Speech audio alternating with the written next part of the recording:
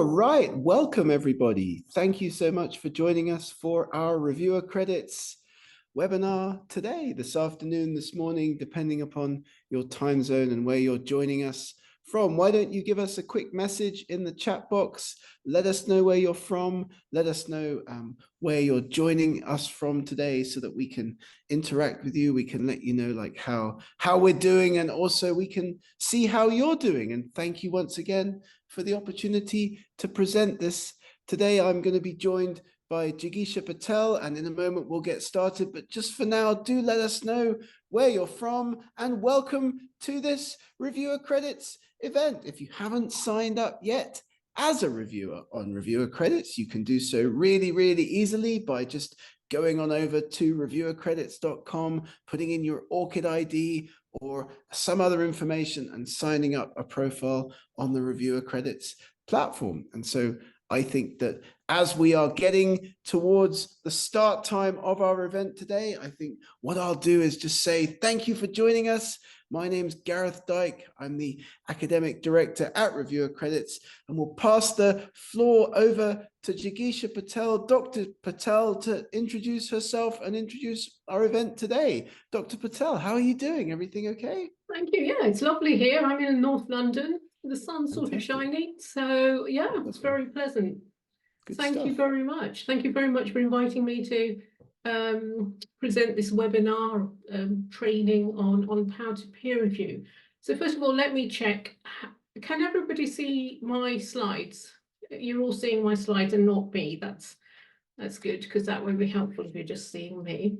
So I'm going to talk about how to peer review, but with a slight twist to it, because I'm a research integrity specialist. And so I want to tell you how to peer review with research integrity in mind. Let's get going. So first of all, about me, I started off actually training as a doctor, and I worked as a medic in the National Health Service in the UK for a while. But then I moved on to academic publishing, and I was a medical editor for several medical journals. And that's where I really sort of picked up my expertise in research integrity, because I was seeing a lot of issues around research integrity in medical research. And it wasn't intentional, but I somehow became the research integrity expert where I was working. And I thought, oh, well, you know, we need to share this expertise. We need to tell people when the things that we see when it comes to research integrity, other publishers and other journals, so that they, we can share our experience and knowledge. So I decided that I would become an independent research integrity specialist. So now I work not just one organization, I work across the board with journals and publishers and institutions. And I help to manage research misconduct. I provide training and workshops like the webinar I'm doing today. And the whole point of all of that is to promote best practice across the board at any stage of research. So today, I'm just going to go over what I hope you can take away from this webinar. What I want you to be able to do by the end is understand how science is validated and the role of peer review in that validation process. I'll just touch on different types of peer review models that are currently used and how to approach the peer review in a structured and systematic way, bearing research integrity in mind.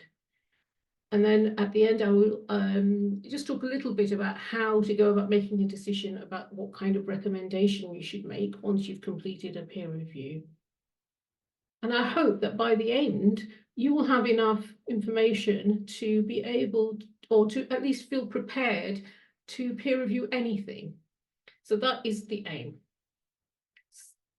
Just thinking about peer review, before I go on, it's just important to just sort of agree on what peer review is. And in the simplest form, it's the judgment of a piece of scientific or other professional work by others in the same area. So this is in its simplest form. So it's an opinion, it's an expert opinion. And another concept to be aware of is this idea of the published record. So that is the record of published research that has been peer reviewed. And you're probably all familiar that traditionally this would take the form of peer-reviewed articles published in journals, which are mostly online now. But there are also preprints and other types of written publication that can be peer-reviewed, and they also can take the form of other types of media. So previously books and papers, but more digital media now as well. And in the future of your careers, you will probably find yourself reviewing research presented in these different ways.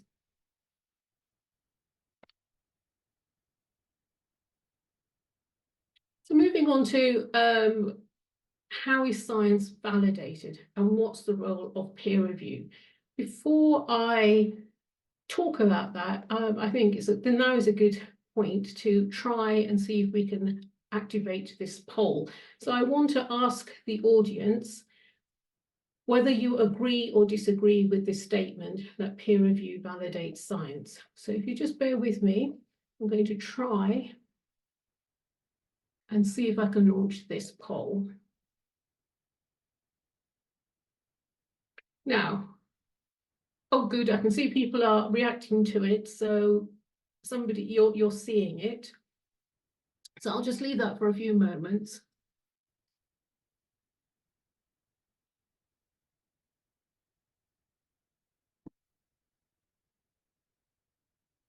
There's still a few people who need to agree or disagree.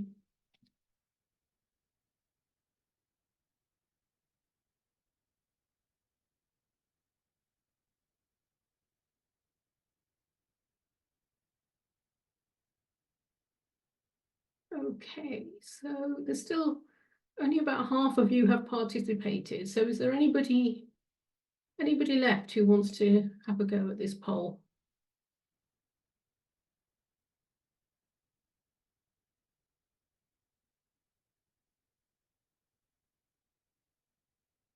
No? Okay, I'm going to end the poll now. So now's the time to vote.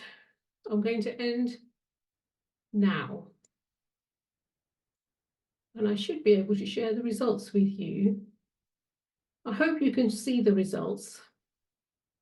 But if you can't, I'll tell you the result is that 94% of people who responded said they agree with this statement, and 6% say they didn't agree.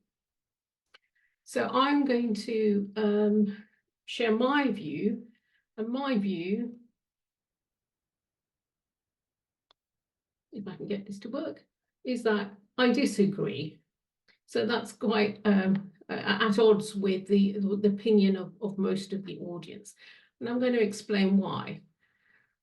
When you think about how science is validated, you think about doing your research. So you will do your study and you will collect your data and you will work out your results, calculate your results, and you will then interpret your results. And you think, well, that's it. I've done my research and here it is. And I've done it properly, so it must be valid.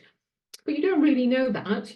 How do you objectively work out whether your work is valid? Well, you could repeat it. So you do the study again, and if you get the same findings, then that gives you confidence that you did it right the first time and that the results you found are real and true results. Somebody else could come along, take your data, and do their own analysis. And if they come up with same findings, that's more confidence that your work was valid. Somebody could repeat your entire study. And if they do the same and get the same interpretation, results and interpretation, more confidence. And then similarly, your results could be combined with other people's data on the similar or same research question. And if that then also tallies with your findings, you've got even more confidence that your work is valid. And that is how science is objectively validated. And just to reiterate that, scientific research is validated when repeating the study and reanalyzing the data, sometimes in combination with data from other similar studies, produces similar findings. And this is an objective but slow process. and it's variously referred to as replicability, reproducibility, repeatability, but it all relates to the same idea of repeating research to see if you get the same results. Okay, so if this is how science is validated, you're probably wondering, what is the role of peer review? So here's that diagram again, and you know that peer review focuses just on one study. But good peer review should provide an opinion on whether a study was carried out in a systematic and objective and ethical manner without bias and with a valid rationale and assumptions. And if it's done in this way, it provides a level of confidence that if repeated, that study would produce the same results. So if done properly, peer review lays the foundations to allow science to be validated. So it is like a screening mechanism or a filter that allows studies that have been conducted in a sound and proper way to be published, to then allow other people to repeat them and facilitate the validation process.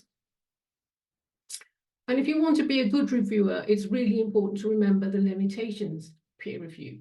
And I'm not putting these up here to say, oh, peer review is not worth it and peer review is a waste of time. I'm telling you these limitations because it's important to know these and be aware of them when you're peer reviewing. So the first thing to be aware of is that peer review was developed to help journal editors decide what to publish. Training is variable on peer review. There's no single agreed universal training course on this, and therefore standards are variable. The standards of peer review that individual journals or publishers will accept, and also the standard of training that's available are variable. And the processes of peer review are variable as well. And there's no direct evidence that peer review works, but you could argue, well, that, you know, there's lots of experience of peer review. It's been going on for decades, and so it hasn't caused any problems. So it's the best thing that we've got at the moment to validate science. And that's right, is that peer review is increasingly perceived as a way to validate science, and it's often referred to as a gold standard. And I argue that if that's the case, then it's even more important that peer review is done properly, and it is done with the validation of science and research integrity in mind. And we can't be sloppy about peer review. Okay, just move on to, we're just going to touch on peer review models, which you need to be aware of if you want to be a peer reviewer. So there's single blind peer review, where the peer reviewer knows who the authors are, but the authors don't know who the peer reviewer is. And then there's double blind, where neither the author nor the peer reviewer know who they are. And there's open peer review, where both the author and peer reviewer know who each other are. And sometimes the peer review reports will be published with the peer reviewers' names or without the peer reviewers' names. These are the commonly known varieties of peer review. Single blind is the most frequently used, but there are also other models of peer review, like collaborative, post-publication, and community peer review. And I'm not going to go into all of those here. So that's just a little bit of background on peer review and its relationship to validating science and its limitations. So with that background, you need to think about what you need to do to become a good peer reviewer. And now I'm going to cover things that you need to think about before you even have received an invitation to peer review anything. I remember when I was doing my research, I had never thought about how to peer review, and then I was just given something. I was invited to peer review something, and for me it was sort of a major panic because I didn't know how to do it. And what I would like you to do is to think about how you're going to do it before you've even been asked to do it. And there are several things to think about. So to begin with, how should you perform peer review? I think there are three key questions that you should keep in mind when approaching any type of research. You should ask yourself, is it reproducible? Is the study sound? And is the study ethical? So I'll go through each of these now in turn to explain what I mean. So is the study reproducible? So referring back to the diagram I showed earlier about how research is validated. Research is validated if the research is repeated and similar results are found. So it has to be written up in a way to allow other people to repeat the work. So when you're looking at a piece of research, put yourself in the shoes of a researcher who wants to repeat the study and ask yourself, is there enough information provided to understand what was done? Do they describe where they got their materials from? Do they describe how they analyze their data? And are they sharing their data and their materials? And of course, there will be variation according to the field of study. And some fields have very clear expectations on how research should be presented for reproducibility. And this is very important because if it's not clear what was done, you can't judge whether the study is sound and ethical. So for you, now, even before you've been invited to peer review anything, you should go away and find out what the reporting standards are for your field and whether there are any written guidelines. And by that, I mean reporting guidelines. So for example, in medicine, there's the Equator Network, which has a whole list of reporting guidelines for different types of clinical research. And then here's another example of reporting guidelines for preclinical research. Now, biomedicine is a bit more advanced in this aspect than other fields. So you may not have any reporting guidelines like this available to look at, but that doesn't mean that you can't consider reproducibility. You can still, when you're looking at a study, ask yourself, if I was doing this, or if I was using this write-up of a study to do my research, would I understand what the researchers had done? So that's the first question about reproducibility. And the next question is the study sound? And this is probably more familiar ground to you if you've thought about peer review or done other peer review training. This is probably where the training has focused the most. And this is where it's asking you to consider whether a study was carried out in a systematic and objective manner without bias and with a valid rationale and assumptions. What's really useful for this part of doing a peer review report is having a checklist ready before you start the review. And again, this is something you can go away and create now before you've even been asked to peer review anything. And what's on the checklist will depend on what field of research you're in. But generally, in most research, there are broad categories that the research cover. So there'll be a rationale and hypothesis, there'll be the methodology, there'll be the analysis, there'll be the results and the interpretation and the conclusions. So you can go away and find out what are the important questions to ask about each of these areas for your field of research. And I would say you need to know what sound means for your field before you can review anything effectively. And the methods and the analysis are probably the most crucial bits for you to make sure you understand in order to do this. So we've covered reproducibility and we've covered soundness, and I have a checklist to show you later on in this webinar, so bear that in mind. What else do you need to cover? What was the third question? The third question was, is the study ethical? Now, traditionally, this isn't an area that peer reviewers have been asked to look at, and it's very difficult for a peer reviewer really to be confident that a manuscript has been presented in an ethical way, because a lot of it is accepted as at face value. You accept what the authors say in the manuscript. However, in my work as a research integrity specialist, I know that a lot of concerns are raised by readers who read the research after it's published and point out flaws and problems with that research. And then the question is asked, well, how did this get past the peer reviewers? Well, it got past the peer reviewers because it never occurred to the peer reviewers to consider certain aspects of the manuscript. And if you don't want to be one of those peer reviewers that unethical research gets passed, this is something you need to think about. And in my experience, peer reviewers can and do flag certain things. So they'll flag things like plagiarism and duplicate submissions. And this is because if you're an expert in the field, you might have already read something in that area and think, oh, I've read that before, when you look at a manuscript that you're peer reviewing.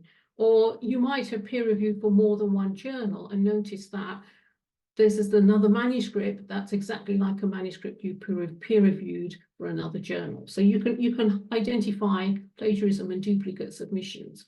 Not easily, granted, but this is something that peer reviewers can flag. Another area that's often neglected is data and image manipulation. So peer reviewers will tend to read the text and the results, but forget to scrutinize the images and the data in the tables. And so things get through and are published where to a reader, there's an obvious duplicate image in the manuscript, or there's obvious the data, the numbers presented in the tables look implausible. And this is because it's often overlooked. The tables and images are often overlooked during peer review. And similarly with citation manipulation. And this is where authors might put references to their own work in their reference list to boost their own citations. And the references are not really appropriate for the research. And so and that's clearly unethical, but again, that's often missed because peer reviewers don't think to look at the citations or scan the citations to make sure that they are appropriate for the research. And another thing that comes up is undeclared competing interests.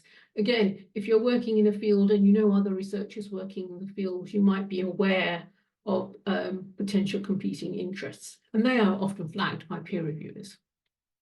Other areas include field-specific issues, specifically, in my experience, is related to human studies and some animal studies as well, but it might be different for your field.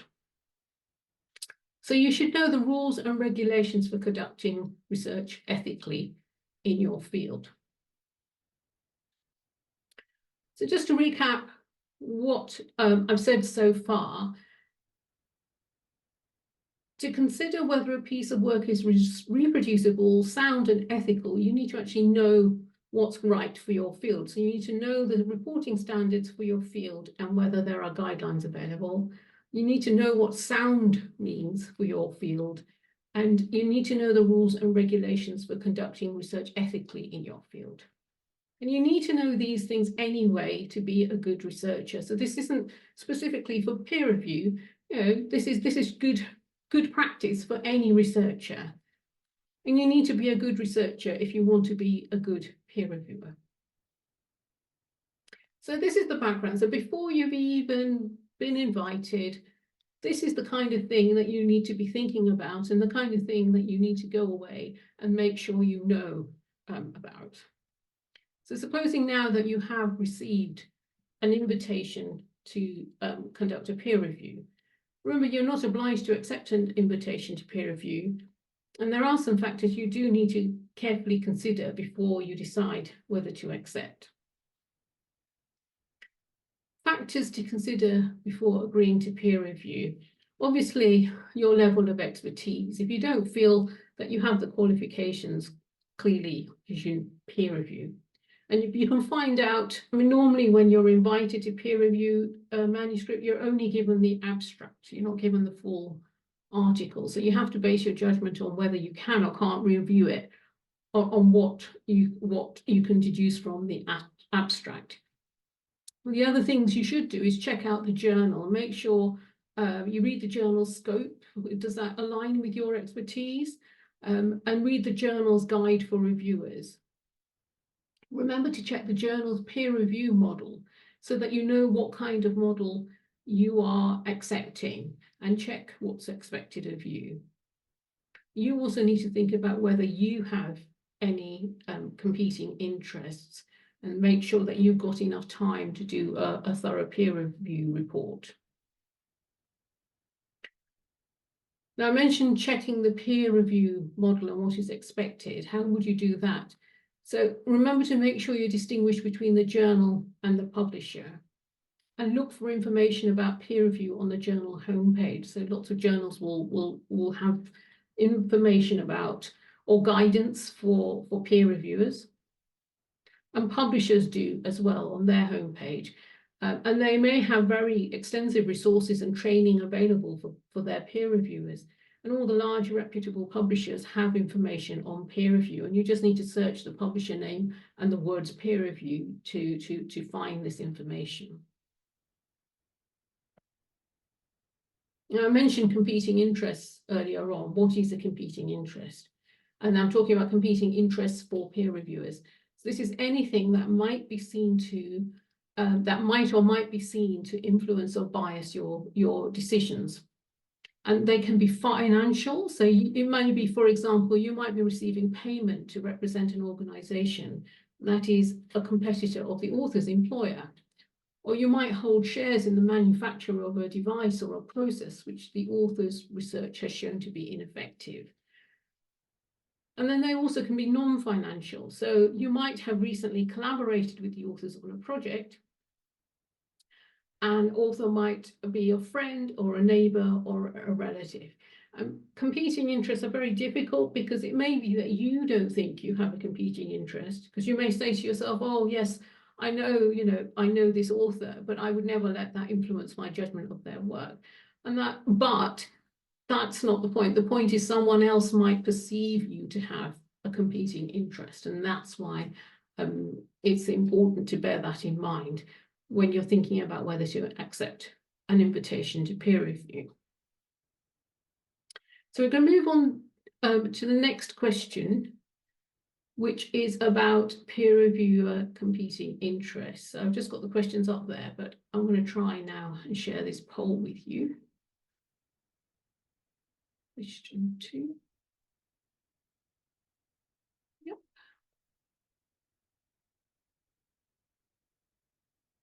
So there I have launched that poll, I hope.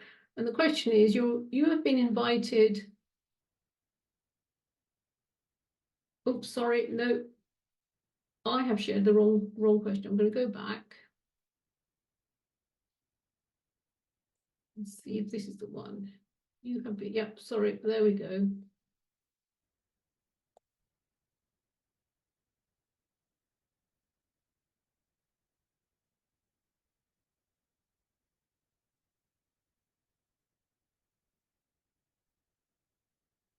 Sorry, everyone, slight hitch here.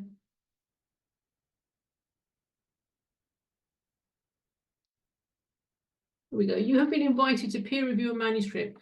The topic of the manuscript is within your area of expertise, and you feel you can judge the quality of the research. So you feel you're able to peer review this manuscript, and you realize that you collaborated with the second author 5 years ago.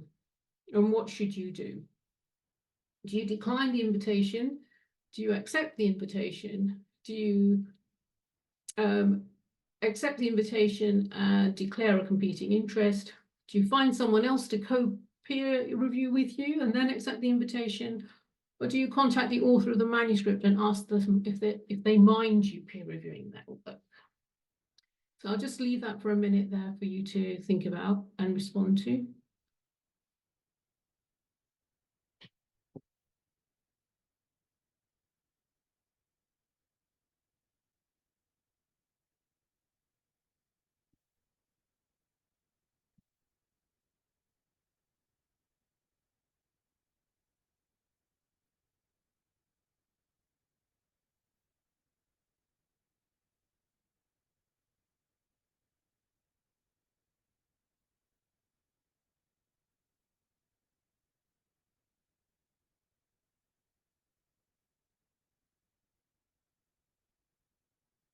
I think that's everyone. I'm going to, oops, hang on, we've still got some people responding.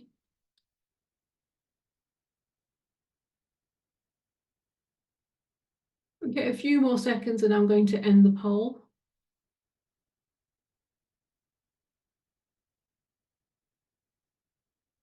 Okay, I'm going to end it now.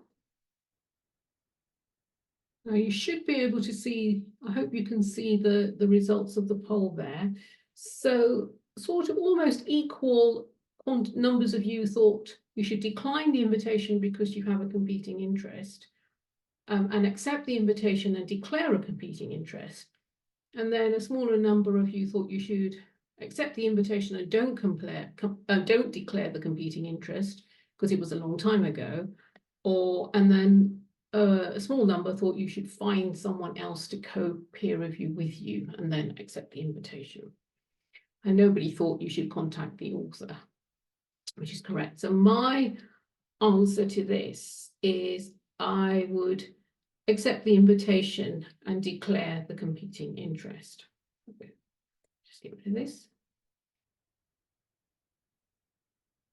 Yes, so the reason for this is that although you need to think about your competing interests, having a competing interest does not necessarily mean that you won't be able to peer review the manuscript. And sometimes editors want someone who has a competing interest because they know that they will be very critical, and they want someone with that mindset to review a manuscript. The really important thing here is to be aware of the competing interest and be transparent about it.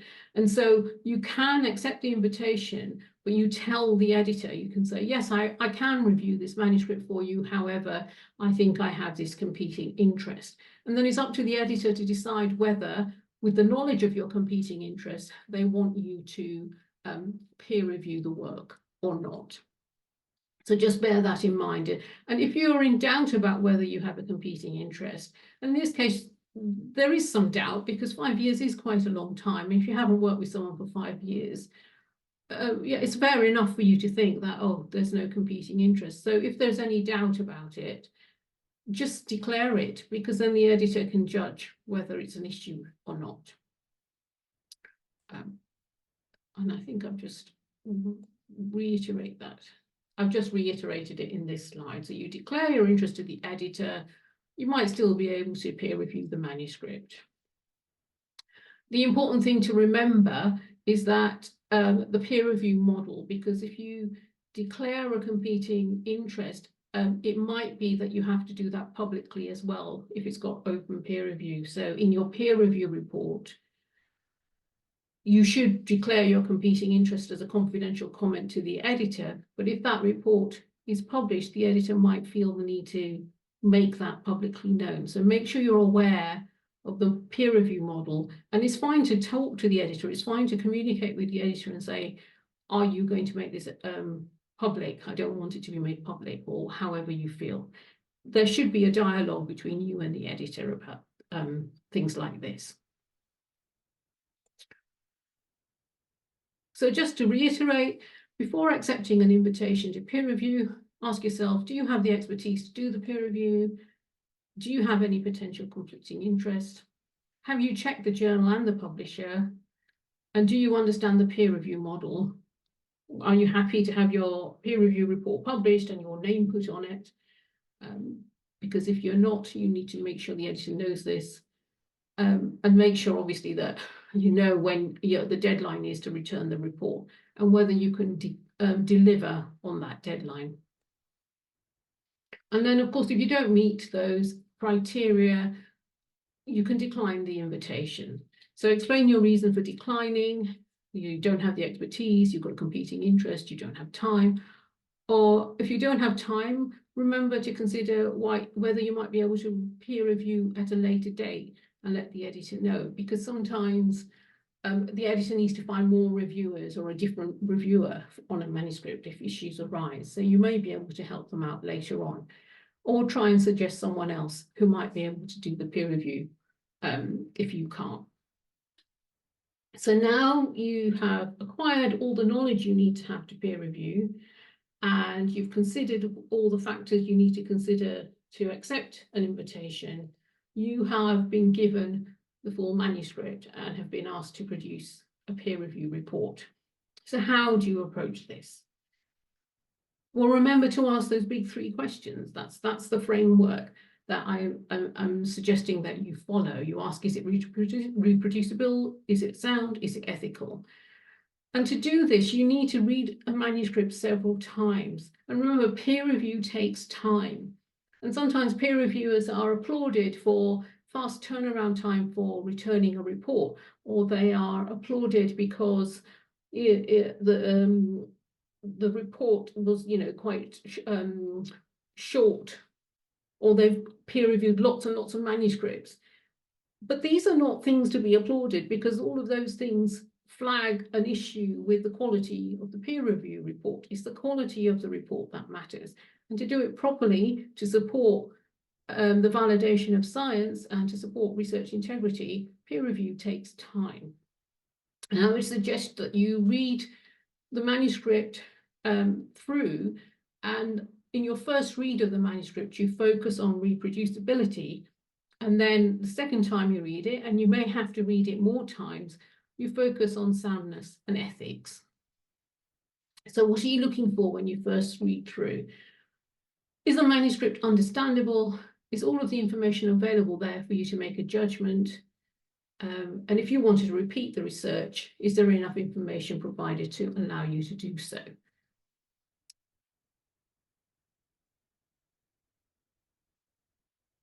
Remember that if you can't do any of these, if none of these are okay with you, then there really isn't any point in continuing to try and peer review the manuscript, because if it's not understandable and you haven't got all the information, it's very difficult then for you to make any further judgment about the manuscript. So you can go back to the editor and say, well, the authors need to rewrite this manuscript, or they need to provide more information before I can peer review it. If it is understandable and it is written fully, then you can read it through and focus more in depth. And you can focus on why and how the research was carried on. Did it follow a sound methodology? And various other questions, which I'll show you in the next slide.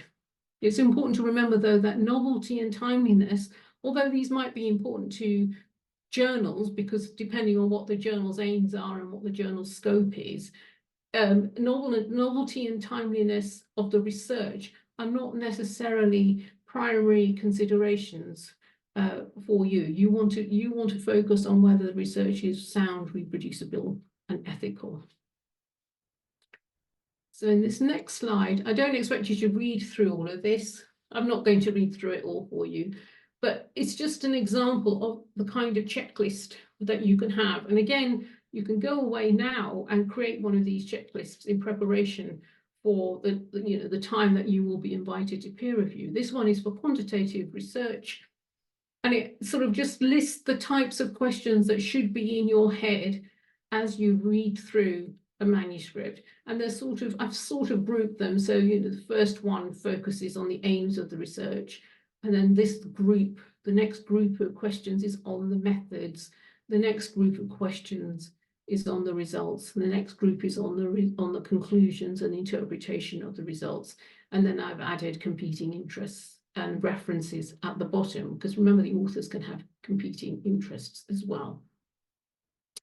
And so if you go away and think about this now and have your checklists ready for the research that you work in, for the area that you work in, you're already prepared to peer review, even if you've never done it before, because these are the kind of questions that you need to be considering when you peer review. And just thinking about here, do you think there might be competing interests? The next slide is a question for you, which is, I think I put it up previously by mistake. So this is about author competing interests. And this question is, you're reviewing a manuscript and the manuscript claims to show evidence that a new back brace is a very effective treatment for a back condition. There are no conflicts of interest declared by the authors, but the first author is affiliated with a commercial organization that manufactures the device. And the study has been funded by the same organization that manufactures the device. So what should you do as a reviewer? Do you do nothing? Do you recommend rejection? Do you require the authors to state their competing interests as a major revision? Do you withdraw as a reviewer yourself, or do you flag the concern to the editor? So I'm going to put that poll up for you.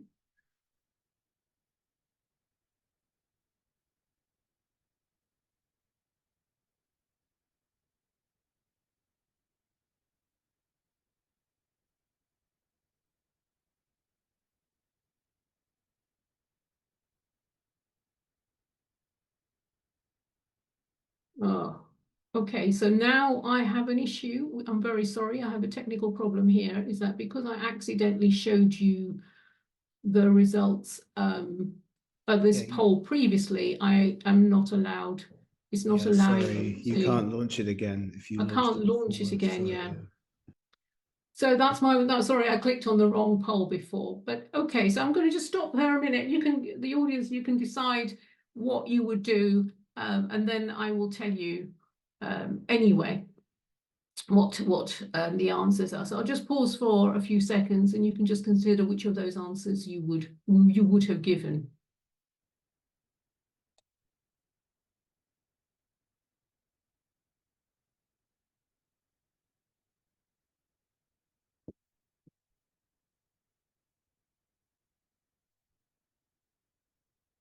Okay, so in this one, I think there are two answers that are acceptable.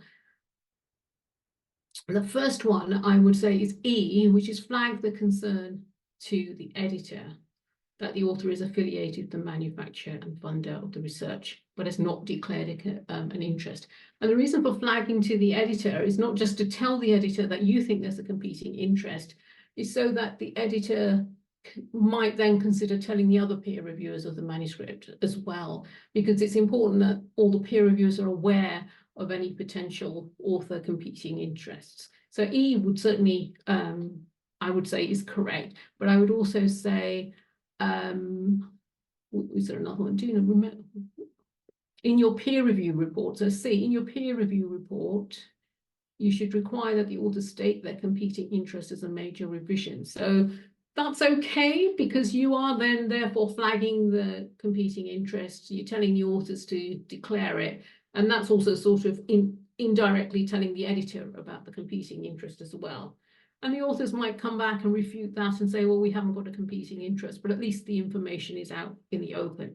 So either C, preferably E, but C is okay as well for that, for this question. Okay, so that is author competing interests.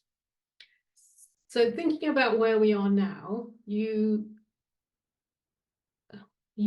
acquired all the baseline knowledge you needed to be a good reviewer. You made sure that you thought carefully about whether you should accept an invitation to peer review or not.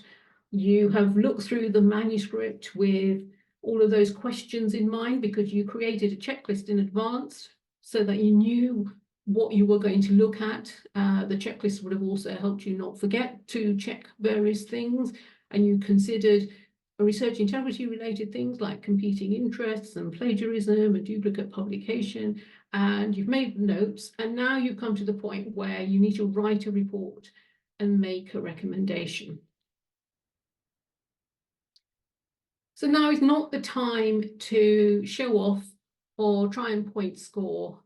You really need to approach this with the right attitude.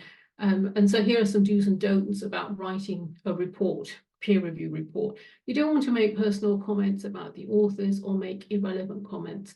And it's really disappointing for an editor if you submit a report which is all copy editing. You were invited to peer review because of your expertise on the subject, on the area of research. So that's what you're supposed to comment on. And so just copy editing the manuscript is just not helpful. And it sort of tells the editor that you probably weren't qualified to peer review the manuscript, and you probably shouldn't have accepted it. Of course, don't use emotive, arrogant, or sarcastic language, or make unreasonable demands. And one of the unreasonable demands that's often made, or not, maybe not often, but made, is when reviewers ask authors to do revisions which they will not be able to do within the time they have to revise. So a journal will normally just give authors maybe 3-4 weeks to resubmit or to revise their manuscript in response to peer reviewers' comments. So it's unreasonable for you to say, oh, the researchers need to redo some studies. Major revisions, the researchers need to redo some studies. because clearly it will take them longer than the time they have to revise the manuscript. So you have to think carefully about what kind of revisions you're going to ask for, if you're going to ask for revisions. And obviously don't do anything unethical, like delaying the manuscript or stealing the author's ideas. And that's peer reviewer misconduct, which can be the subject of a whole webinar in itself. What you do want to do is you want to be professional, so be constructive, neutral, and kind. You are giving your opinion to a peer, so you actually are wanting them to succeed in what they're trying to do. So focus on the scientific content of the manuscript. Help the authors to improve their work and be clear about your recommendation, but not just your recommendation, what it is you want the authors to do. Sometimes I see peer review reports and the peer reviewer has made a comment, but it's so vague that it's unclear how the author is supposed to respond to this. What is it that they are expected to do? So be clear about that. So when you write your report, this is a traditional format of a peer review report, which has these subheadings, and you're probably, if you've peer reviewed, you're probably very familiar with them. I'll just quickly go through them. Normally, a peer reviewer will just quickly summarize their understanding of what the manuscript is trying to convey, the research and the findings. Then the major essential revisions will be issues which are important that they have to be addressed. And so they are related to things about the validity of the research or the study, the scientific interpretation. Minor essential revisions are those which, again, have to be addressed, but they're probably more around good practice or field-specific requirements or part of internationally accepted conventions for reporting the scientific research, or even related to the journal policies. Discretionary revisions are ones which might improve the manuscript, but you don't think they're absolutely essential, so the authors can choose not to address them. Confidential comments are self-explanatory. You can raise concerns about ethics or anything with the editor, and these comments won't be shared with the authors. And then the recommendation is, this is the very important section where you tell the editor whether you think the manuscript should be rejected or accepted without further revision, which is very rare, or can be published after revision. So this is a traditional format, but now lots of journals have their own checklists, which might be a slightly different format, but they ask similar questions. So don't be thrown by, when you're invited to peer review and you want to submit your report and you suddenly find that the journal is saying to you, oh, fill in this form. It's fine if you've gone through these questions in your mind, you will still be able to fill in their form because they're asking similar questions. So I would suggest that before you start peer reviewing, you have two things in front of you. You have your field-specific checklist for how to assess whether science in your field is sound, or science, or the study design. Know what questions to ask about soundness, and you have that checklist in front of you. And you also have this format in front of you, so that as you go through the manuscript and you pick out things, you can also at the same time decide where you're going to put them in this form, whether they're major, minor, discretionary, etc. So by the time you've been through your manuscript, you've already got your outline of your report written, and you may need to adapt it to fit in with what the journal wants you to do in terms of how they want you to format your report. And then the last thing you need to do is make a recommendation. Now, sometimes it's easy because the manuscript is so awful, you found something major, and you can just easily say, no, this is not right. This can't be published, recommend reject. Very, very rarely are you going to recommend that something is accepted without revision. And in fact, that starts to look very suspicious. If you're recommending something be accepted without revision, likely, an editor who's on the ball will wonder whether you know this author or whether, you've got a peer review ring running or something like that.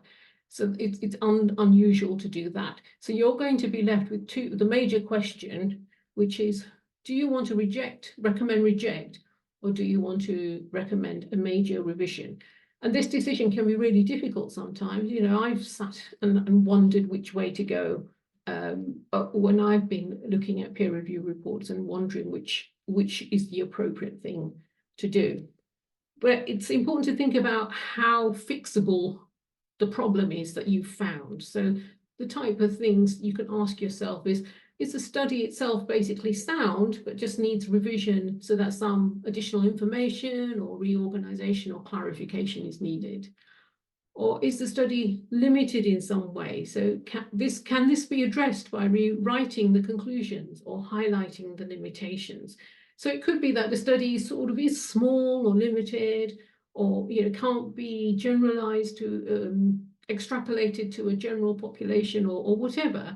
But that's okay as long as the authors say so. So as long as they say that as a limitation, it's probably fine. Or is the study methodologically flawed in some way, or is it just unethical? And so if you think about it in these terms, you can see that the first two questions there are fixable, and authors could probably fix those in the 3 or 4 weeks they have to turn around revisions. But the bottom two are not fixable. I mean, if it's methodologically flawed, they're going to have to repeat the whole study. And if it's unethical, well, then the authors are going to have to be investigated, but certainly the research is not publishable. So those two are clear rejects. So thinking of it in those terms might help you make this distinction between reject or major revision. Okay, so I've done a lot of talking there and sort of given you a lot of information. So I'm going to come to a close now, but just to reiterate before I finish with my slides, is the title of this was how to peer review with research integrity in mind. And just to remind you, how do you peer review with research integrity in mind? Well, it's the 3 big questions that you ask yourself. You use that framework every time. You ask, is it reproducible? Is it sound? Is it ethical? And to do this, you need to know your reporting standards and guidelines for your field. You need to know what sound is for your field, and you need to know the regulations for conducting research ethically in your field. And you need to know these things to be a good researcher, and you need to be a good researcher to be a good peer reviewer. And I just add to that if you prepare to peer review now, before you've been invited to peer review anything, by creating your checklist of questions to ask when you're reading the manuscript and having that form so that you can write your findings down as you go along as well, I think you'll be very prepared to accept an invitation to peer review anything that you feel you have expertise in. And that's not just journal articles, that can be anything, the preprints or whatever out there, as long as you bear these questions and this framework in mind. So with that, I'm going to stop. So thank you very much, Reviewer Credits, for giving me the opportunity to deliver this session today. Fantastic. Thank you very much, Dr. Patel, for doing the session today. It's really fantastic. I'm not sure if our participants have access to the chat box because I can't see it, but we do have time for questions. So if you're listening to this, and maybe you'll raise your hand or put your questions into the chat box, and Jigisha will be able to answer them, I hope. If anyone has any questions, then now would be a great opportunity to ask them, either in the chat if you have access, or by raising your hand, which will flag as well. We can unmute you, you can ask your question, or indeed get in touch with Jigisha after the event. I mean, you can, feel free to get in touch with us at Reviewer Credits, or to reach out at the end of the event. Everybody who attended today will get a certificate as usual, and we'll send you a link to the recording of this event as well in the immediate aftermath within the next 24 hours. Do we have any questions or any comments that you can see coming in the chat? It was a lot. It was a lot to take in Yeah, 50 it's minutes. very interesting though, very helpful. So yeah, so maybe feel free everybody to get in touch with us later, and we'll say thank you so much, Jigisha Patel, for joining us today, and thank you and have a great day. And don't forget, if you're listening to this and you haven't signed up on Reviewer Credits yet, why not? What's stopping you? Get involved with the Reviewer Credits. We'll be able to match you to peer review requests, and then you can get accredited and certified and rewarded for the work that you do. So thank you so much, Jigisha. Have a great day. Thank you. Thank you very much. Bye.